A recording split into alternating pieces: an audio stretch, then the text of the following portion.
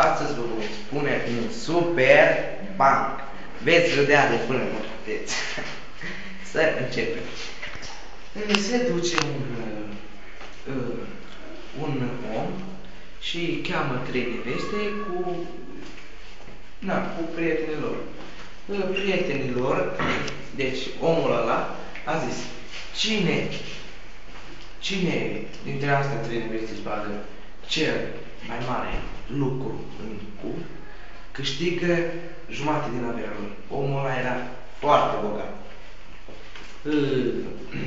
Deci, se duce prima nevastă, își ia un harbuz, un pepene, adică un pepene, așa de lung, și îl bagă, îl pune pe masă, zice, vedeți harbuzul?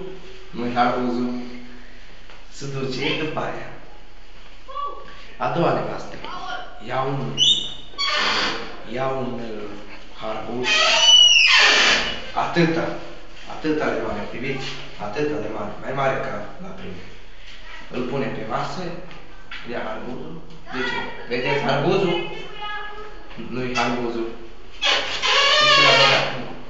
După aceea, a treia nevastă se duce o mărgică, atât de mică, o biluță mică, îl pune pe masă și zice, vedeți biluța?